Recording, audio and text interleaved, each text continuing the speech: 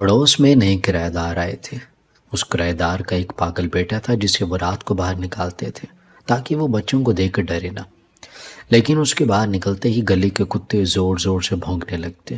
مجھے کچھ عجیب لگتا جب ایک دن میں سالن دینے ان کے گھر آ گئی۔ وہ چپکے سے ان کے پاگل بیٹے کے کمرے میں جھانکا تو پیروں تلے سے زمین کھسک گئی، کیونکہ اندر میری تصویر تھی اور وہ کوئی اور نہیں بلکہ میرا نام مشال ہے۔ میرے ساتھ ایک ایسا حادثہ ہوا جس کو میں کبھی فراموش نہیں کر سکی۔ ہماری اس دنیا میں انسان کے علاوہ ایک دوسری مخلوق بھی ہے جسے ہم جنات کے نام سے جانتے ہیں، اور اللہ کے قانون کے مطابق وہ ہماری نظروں سے پوشیدہ ہیں، پر کسی خاص واقعے کی وجہ سے کچھ انسانوں کے ساتھ ان کا ٹکراؤ ہو جاتا ہے۔ پر ہمیں کبھی بھی ان کا مذاق نہیں اڑانا چاہیے، مگر حقیقت یہ ہے کہ کائنات کے بہت سارے راز ہیں جن کی حقیقت کا علم صرف اللہ کی ذات کے علاوہ کسی کو نہیں ہوتا۔ انسان کی زندگی میں کچھ واقعات ایسے ہوتے ہیں جنہیں وہ ساری زندگی نہیں بھلا سکتا۔ ایک ایسا ہی واقعہ یا حادثہ میرے ذہن کے دریچوں میں قید ہے۔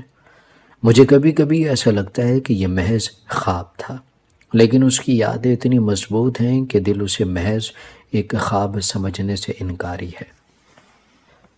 میں 3 بھائیوں کی اکلوتی بہن تھی اور چھوٹی بہن ہونے کے سبب اپنے گھر والوں کی خوب محبت سمیٹ رہی تھی۔ میری اماں میرے لیے لڑکا ڈھونڈ رہی تھی اور میں اماں کو صاف صاف بتا دیا تھا کہ مجھے خاندان میں شادی نہیں کرنی۔ میرا نظریہ بھی عجیب تھا۔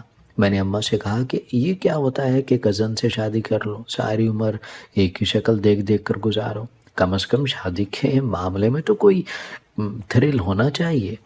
خاندان میں قطعاً شادی نہیں کروں گی، لڑکا آؤٹ آف فیملی ہوگا۔ اور اس بات پر اماں نے جوتا اٹھا لیا تھا۔ بڑے بھائی میرے دوست کی طرح تھے، انہوں نے اماں سے کہا کہ اس میں برائی کیا ہے، اب زمانہ بہت بدل چکا ہے۔ اماں نے کہا کہ یہ بات تم اپنے باپ کے سامنے کرنا اور ان کو زمانہ کا بتانا، وہ کسی بھی صورت اپنی اکلوتی بیٹی کا رشتہ خاندان سے باہر نہیں کریں گے۔ بڑے بھائی نے مجھے کہا کہ وہ سب سنبھالیں گے، تو فکر مت کرو اور پڑھائی پر دھیان دو، پر میں جانتی تھی کہ ہونا وہی ہے جو ابا چاہتے ہیں۔ وہ سب کچھ بھول کر اپنے پڑھائی میں مصروف ہو گئی، کیونکہ مجھے پڑھنے لکھنے کا بہت شوق تھا، اور ابا نے بھی کہہ دیا کہ مشال کے لیے لڑکا بعد میں دیکھو، پہلے دوسرے بیٹے کے لیے لڑکی دیکھو۔ مشال ابھی پڑھ رہی ہے اور بہت وقت بھی پڑا ہے۔ جہاں ایک طرف مجھے خوشی ہوئی تھی، وہیں دوسری طرف وہ دل اداس بھی ہوا تھا، کیونکہ مجھے شادی کرنے کا بہت شوق تھا، اور اس بات کا ذکر میں نے اپنی بڑی بھابھی سے کیا تھا۔ بھابھی نے کہا کہ مشال تم بہت خوش قسمت ہو کہ پڑھ رہی ہو، تمہیں پوری آزادی ہے، جیسے چاہتی ہو ویسے رہ سکتی ہو۔ مجھے دیکھو، میں بہت پڑھنا چاہتی تھی، پر گھر والوں نے میری شادی کر دی اور میری پڑھائی ادھوری رہ گئی، اور میرے بہت سے خواب بھی ٹوٹ گئے۔ اور تم بالکل پریشان مت ہو، اپنی پڑھائی پر توجہ دو، تمہیں تو موقع ملا ہے اپنی زندگی میں کچھ کرنے کا، کچھ بننے کا، اور شادی تو ایک نہ ایک دن ہونی ہے، پھر پریشانی کس بات کی۔ میں نے کہا کہ بھابھی، میرے گھر والے آپ کو بیٹی بنا کر لائے ہیں، آپ چاہیں تو ابھی اپنے خوابوں کو پورا کر سکتی ہیں۔ میرا بھائی تو بہت اچھا ہے جو اپنی بہن کی ہر حال میں مدد کرتا ہے، وہ پھر اپنی بیوی کو کیسے پیچھے چھوڑ سکتا ہے، اس پر کیسے پابندی لگا سکتا ہے۔ میری بھابھی میری ہم عمر تھی، پر رشتہ اچھا دیکھ کر بھابھی کے میکے والوں نے شادی کر دی تھی، اور ایسا ہی ہوا تھا۔ بھائی نے ہماری باتیں سن لی تھیں اور بھابھی سے کہا تھا کہ وہ سب کام چھوڑ دے اور اپنی ادھوری پڑھائی کو مکمل کرے، اور بھابھی اماں کے میرے گلے لگ کر خوشی کے مارے روتی رہی۔ رشتوں کی قدر، محبت، ان سب کا اندازہ انسان کو تب ہوتا ہے جو محبت کو ترسا ہو، جس نے اپنی زندگی میں بہت کچھ کھو دیا ہو۔ بھابھی کالج آنے لگی تھی اور بھابھی نے کہا کہ تمہاری وجہ سے مجھ میں ہمت آئی ہے، ورنہ مجھے تو لگتا تھا کہ میں کبھی اپنی پڑھائی کے شوق کو کبھی پورا نہیں کر سکتی۔ ہر لڑکی کی زندگی دوسری لڑکی سے مختلف ہوتی ہے، پر کچھ خواب ایسے ہوتے ہیں اور اپنے خوابوں پر کچھ خواب ایک جیسے ہی ہوتے ہیں، اور اپنے خوابوں کو پورا کرنے کی کوئی عمر نہیں ہوتی، بس اپنے خوابوں کو پورا کرنے کے لیے ہمت چاہیے ہوتی ہے، اور ساتھ اپنوں کی سپورٹ۔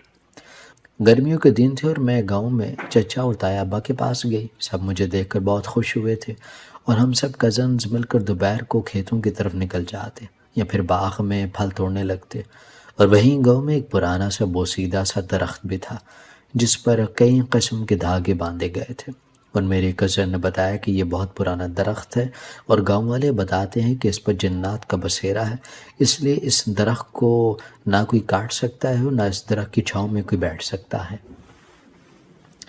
ورنہ جن اس بندے کے پیچھے لگ جاتے ہیں اور اس کو مار بھی ڈالتے ہیں۔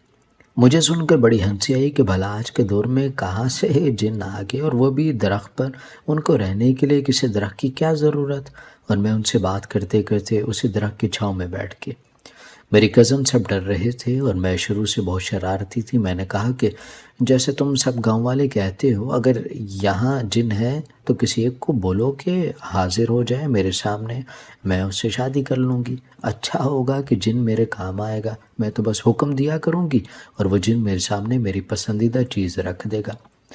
سب لوگ مجھ سے ڈر گئے۔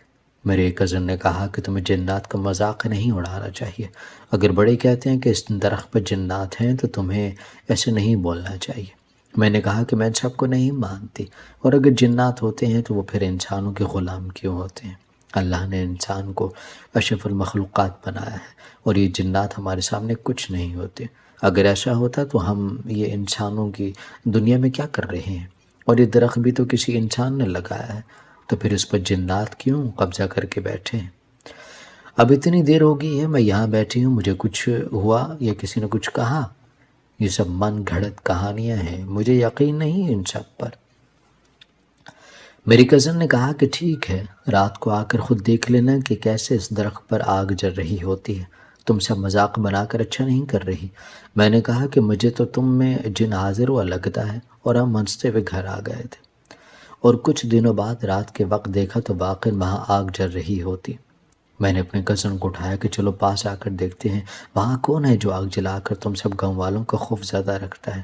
اس نے بولا کہ معاف کر دو، مجھے کسی بزرگ نے جنات سے بات کی تھی، انہوں نے کہا تھا کہ ہم کبھی کسی کو کچھ نہیں کہیں گے، بس یہ درخت اس کو ہم چھوڑ نہیں سکتے، اور اتنے سال ہو گئے کبھی کسی کو کچھ نہیں کہا۔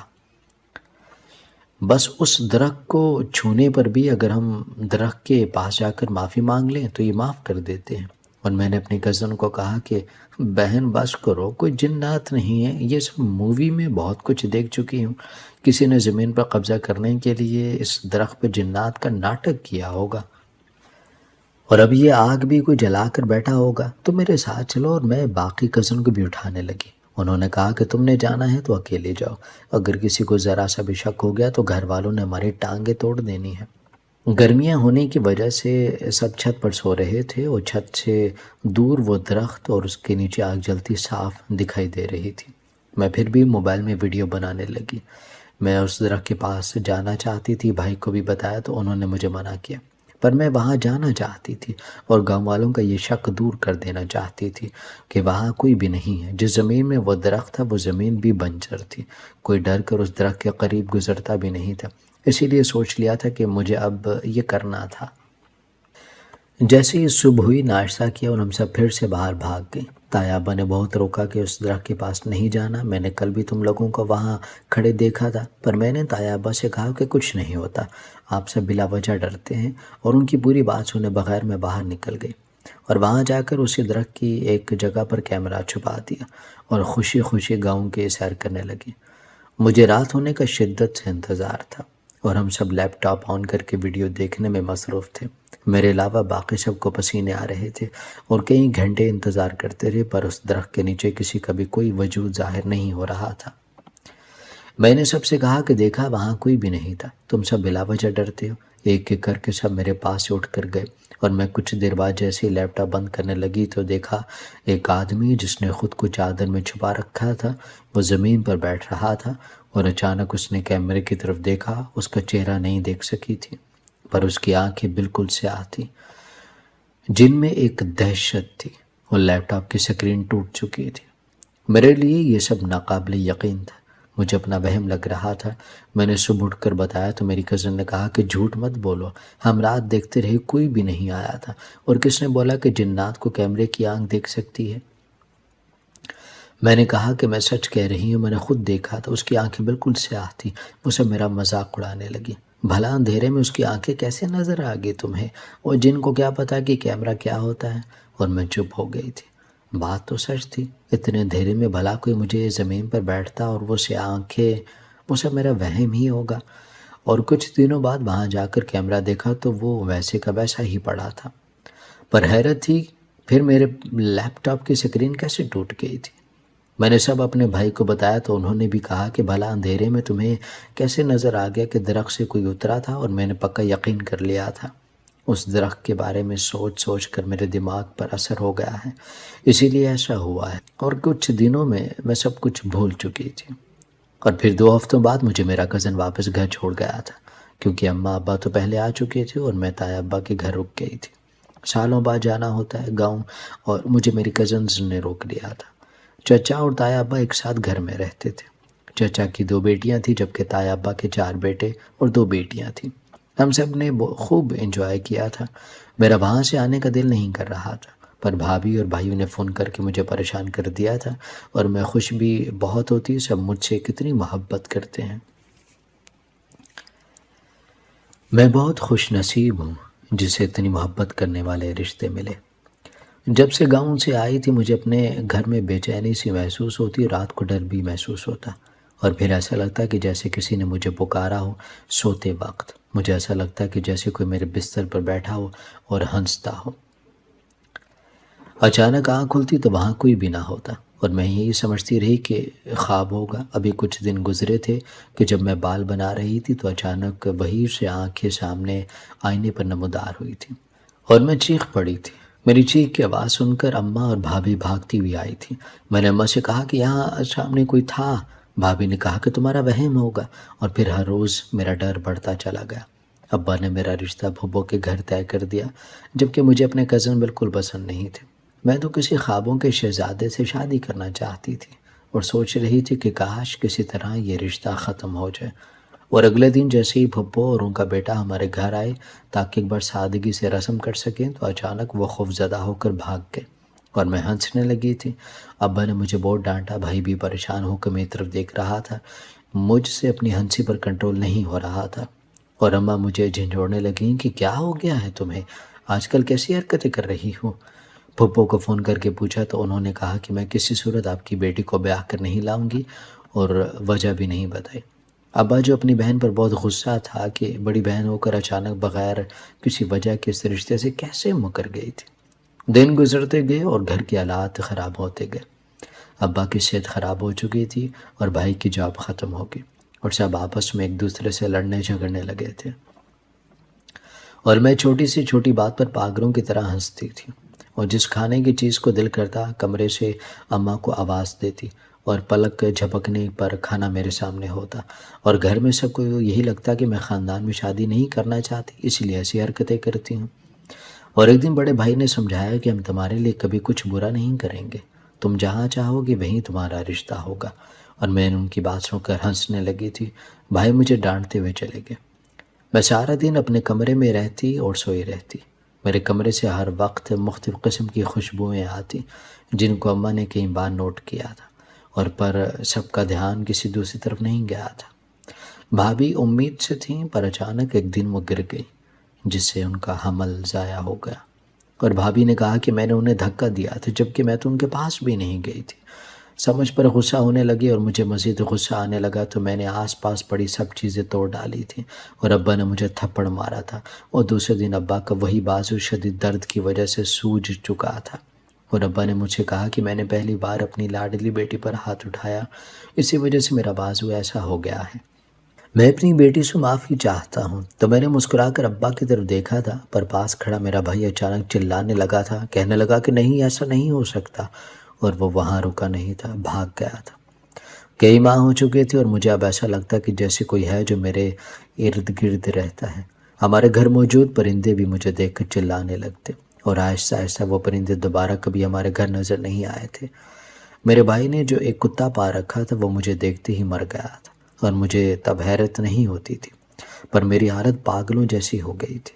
اماں میرے بال بناتی، مجھے کہتی کہ کیا ہو گیا ہے، تمہیں کوئی پریشانی ہے تو مجھے بتاؤ۔ میں چپ رہتی اور ہنستی۔ ایک دن اماں سے کہا کہ ہم گاؤں چلیں، مجھے اس درخت کے پاس جانا ہے، اس سے باتیں کرنی ہے، میں اداس ہو چکی ہوں۔ پر اماں نے کہا کہ کچھ دنوں میں تمہیں لڑکے والے دیکھنے آ رہے ہیں، اب خوش ہو جاؤ، لڑکا ہمارے خاندان کا نہیں ہے۔ اور میں خوش نہیں ہو سکی تھی۔ دوسرے دن لڑکے والے آئے اور مجھے پسند کر گئے، پر راستے میں ان کی گاڑی کا ایکسیڈنٹ ہو گیا اور اس لڑکے کی بہن کی موت ہو گئی، اور ان لوگوں نے مجھے منحوس کہا اور رشتہ ختم کر دیا۔ ایسے میں میرے کئی رشتے آئے اور ختم ہوتے گئے، یہاں تک کہ ابا اب تھک چکے تھے۔ ایک دن بھابھی نے کہا کہ مجھے لگتا ہے کہ مشال کے رشتے میں کوئی بندش ہے، کسی سے کوئی دم وغیرہ کروا لیں۔ اتنا کہنا تھا کہ بھائی نے بھابھی کے تھپڑ مارا تھا اور سب ہکا بکا ایک دوسرے کو دیکھ رہے تھے، اور چھوٹی بھابھی وہ الگ گھر میں شفٹ ہو چکی تھی جب سے ان کا حمل نہیں رہا تھا۔ وہ سب کو کہتی تھی کہ مشال کا ذہنی توازن خراب ہو چکا ہے، اسے کسی ڈاکٹر کی ضرورت ہے۔ اور گھر پر بڑا بھائی اور بھابھی وہ بھی آپس میں لڑتے رہتے۔ اب بھائی کے تھپڑ کی وجہ سے بھابھی نے فیصلہ کر لیا وہ اس گھر کو چھوڑ دیں گے۔ سب نے بھابھی کو بہت سمجھایا اور بھابھی نے معافی بھی مانگی۔ پتہ نہیں یہ سب کیسے ہو گیا۔ وہ چھوٹا بھائی جو اس دن مجھے دیکھ کر بھاگ گیا تھا، اسے 2 ہفتے ہو چکے تھے، وہ گھر نہیں آیا تھا۔ اسے کال کرنے پر بھی وہ کہتا کہ میں آؤں گا، پر ابھی نہیں، بہت ضروری کام میں بزی ہوں۔ ابا اور اماں نے سوچا کہ گھر میں رنجشیں بڑھ رہی ہیں، اس لیے میرے تیسرے بھائی کی شادی کر دیتی ہیں۔ ماحول بدلنے لگا، گھر میں خوشی آئے گی تو سب صحیح ہو جائے گا۔ اور اچانک سے بھابھی گھر میں صبح کے وقت ٹی وی آن کر دیتی اور قرآن پاک کی تلاوت کی آواز سے مجھے بے چینی محسوس ہوتی اور میں سر پکڑ کے رونے لگتی۔ میرے گھر والے میری اس حالت سے پریشان ہو چکے تھے۔ اچانک سے مجھے جھٹکے لگنے لگتے جس سے میرے ہاتھ پاؤں مڑ جاتے اور پھر سب مجھے پکڑتے مجھے ڈاکٹر کے پاس لے کر گئے۔ ڈاکٹر نے کہا کہ آج کل بچیوں کو یہ مسئلے ہو جاتے ہیں، آپ لوگ پریشان نہ ہوں، اور میرے کندھوں میں مسلسل تکلیف ہو رہی تھی، جس سے ڈاکٹر نے ایکس رے لیے پر وہ بہت گھبرایا ہوا تھا، اور ابا سے کہا کہ آپ کی بیٹی کے ایکس رے صاف نہیں آئے، ایسا لگتا ہے کہ جیسے کوئی اور بھی ہے، آپ میری بات کو سمجھنے کی کوشش کریں، اور ابا کو اپنے ساتھ باہر لے گئے۔ گھر والوں نے کہا کہ تم بالکل ٹھیک ہو۔ چھوٹا بھائی گھر آ گیا تو اس نے گھر آتے ہی اچانک میرے بازو پر ایک تعویذ باندھ دیا۔ یہ سب اتنا اچانک ہوا تھا کہ مجھے پتہ ہی نہیں چل سکا۔ سبھی گھر والے مجھے عجیب نظروں سے دیکھتے اور میں خود اپنے آپ کو شیشے میں دیکھ کر ڈر جاتی تھی۔ میں خود کو بچانے کی کوشش کرتی جب اچانک پھر سے مجھے کسی کی آواز آئی۔ میں نے پوچھا کون ہے؟ بھائی نے مجھے اپنی قسم دی چاہے کچھ بھی ہو جائے اس تعویذ کو بازو سے کسی صورت بھی الگ مت کرنا، اور اس دن بھی کسی مرد کی آواز آ رہی تھی جس نے کہا کہ مجھ سے دور مت کرو خود کو، اس جھوٹے تعویذ کو اتار دو، تم میری ہو، میں تمہارے لیے آیا ہوں۔ اور میں رونے لگی تھی۔ اماں مجھے سنبھالتی اور میرے کمرے کو ہمیشہ کے لیے بند کر دیا گیا، اور اماں کے ساتھ ان کے کمرے میں رہنے لگی، اور ہر دن کے ساتھ میری طبیعت صحیح ہونے لگی تھی، پر میری رنگت بالکل پیلی ہو چکی تھی۔ اماں ہر وقت کچھ نہ کچھ پڑھ کر میرے اوپر پھونکتی تھی۔ گھر میں کوئی آ رہا تھا، کسی نے مجھ سے ذکر نہیں کیا تھا، پر گھر میں جگہ جگہ کوڑا پڑا تھا، ایسا لگتا ہے کہ جیسے کئی دنوں سے گھر کی صفائی نہ کی ہو۔ کئی ہفتے ایسے ہی گزر گئے جب ہمارے پڑوس میں نئے کرایہ دار آئے تھے۔ اس کرایہ دار کا ایک پاگل بیٹا تھا جسے وہ رات کو باہر نکالتے تھے تاکہ وہ بچوں کو دیکھ کر ڈرے نہ، لیکن اس کے باہر نکلتے ہی گلی کے کتے زور زور سے بھونکنے لگتے۔ مجھے کچھ عجیب لگتا جب ایک دن میں سالن دینے ان کے گھر گئی تو گھر میں کوئی بھی نہیں تھا، اور میں جیسے چپکے سے اس پاگل بیٹے کے کمرے میں جھانکا تو پیروں تلے سے زمین کھسک گئی، کیونکہ اس نے جیسے میری طرف دیکھا تھا وہ آنکھیں ان کو کبھی میں بھول نہیں سکتی تھی۔ وہ وہی سے آنکھیں تھی جو پچھلے 2 سال سے مجھے پریشان کر رہی تھی۔ میری آواز نہیں نکل رہی تھی۔ وہ لڑکا میری طرف بھاگا اور میں اپنے گھر کی طرف بھاگی، اور اماں مجھے دیکھ میری طرف آئی۔ میں دروازے میں بیٹھی رونے لگ گئی، خوف سے میری آواز نہیں نکل رہی تھی اور میں بے ہوش ہو چکی تھی۔ جب ہوش آیا تو بہت سے لوگ ہمارے گھر موجود تھے، اور نورانی چہرے والا شخص بھی تھا جو مسلسل تسبیح پر کچھ پڑھ رہا تھا۔ میں اٹھنا چاہ رہی تھی پر بھائی میرا ہاتھ نہیں چھوڑ رہے تھے، اور وہ پاگل لڑکا اس کے گھر والے بھی موجود تھے۔ اس لڑکے کو مضبوطی سے باندھ دیا گیا تھا، اور اچانک سے وہ لڑکا میری طرف دیکھ کر ہنسنے لگا تھا اور مجھے کہنے لگا کہ تم مکر گئی، تم نے کیا کہا تھا، اگر میں سامنے آ جاؤں تو تم مجھ سے شادی کرو گی؟ میں اتنا عرصہ تمہارے ساتھ رہا اور اب جب سامنے آیا تو تم مجھ سے جان چھڑوانا چاہتی ہو؟ میں کسی صورت تمہیں نہیں چھوڑ سکتا۔ اور جیسے اس بزرگ نے اس کے اوپر پانی پھینکا تو اس کی چیخ بلند ہوئی تھی۔ وہ لڑکا نہیں تھا، ایک جن ذات تھا، اور وہ اسی دن میرے ساتھ آ گیا تھا جس دن میں نے اس درخت کے نیچے بیٹھ کر اس کا مذاق بنایا تھا اور اسے مجھے پاگل بنا دیا تھا۔ مجھ سے بہت بڑی بھول ہو چکی تھی۔ وہ پورا گروہ تھا جو ہمارے گھر میں بسنے لگا تھا، سب کو اسی گھر میں قید کر دیا گیا تھا، اور وہ سیاہ آنکھوں والا جن وہ مجھ پر عاشق ہو گیا تھا۔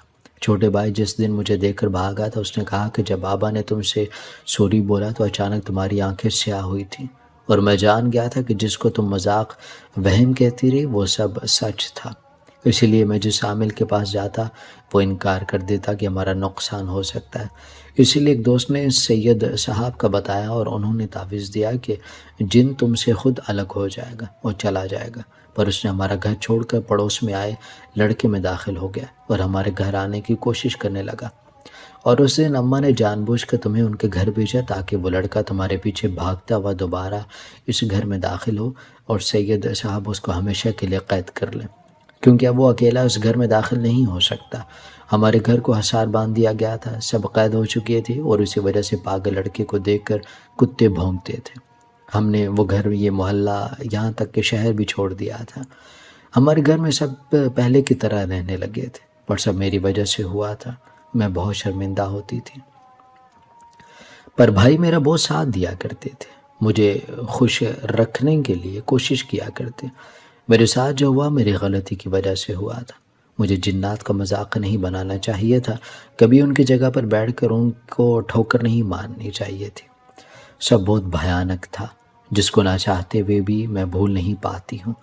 مجھے اپنی غلطی کی بہت بڑی سزا ملی تھی، پر آج بھی کبھی خیالوں میں وہ سے آنکھیں میری سامنے آ جائیں تو میں لاکھ کوشش کرتی ہوں سب بھول جاؤں، پر کچھ یادیں ہمارے ذہنوں پر ہمیشہ کے لیے نقش ہو جاتی ہیں۔